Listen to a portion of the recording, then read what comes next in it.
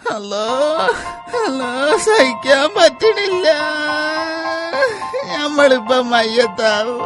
Hello ഗഫൂർക്ക, ഞമ്മളിപ്പൊ മയ്യത്താവും. ഈ വെറുതെ ഓരോന്ന് പറഞ്ഞ് കൊതിപ്പിക്കൽ എന്റെ സുറാബി. അല്ല, ബേജാറാക്കൽ എന്റെ സുറാബി. അനക്കൊന്നും വരൂല. എന്നിട്ട് വയറുവേദന വന്നതോ?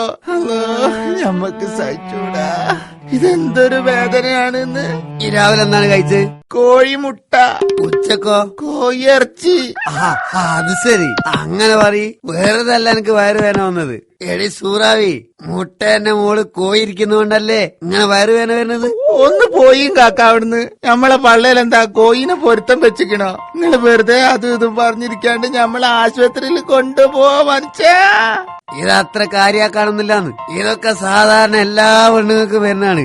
എന്തിനാണ്ടി വെറുതെ ഇല്ലാത്ത പൈസ കണ്ട ഡോക്ടർമാർക്ക് കൊണ്ടു കൊടുക്കണേ? ജഗപ്പൂർക്ക, എന്നെക്കാളും വലുതാണോ നിങ്ങക്ക് പൈസ?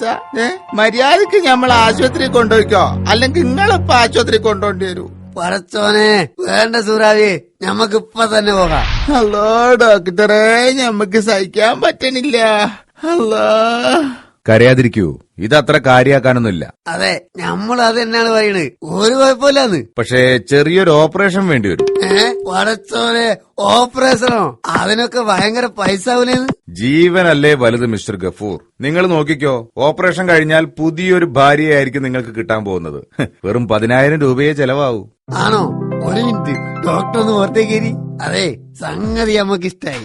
പക്ഷേ ഞമ്മക്ക് പുതിയ ഭാര്യനെ കിട്ടുന്ന വിവരം ഒരു കാരണവശാലും സൂറാവി അറിയാൻ പാടില്ല. 10,000 അല്ല, 20,000 വരെ ചെലവാക്കാൻ നമ്മൾ തയ്യാറാണെന്ന് നിങ്ങൾ ആളെ കാണിച്ചിരി.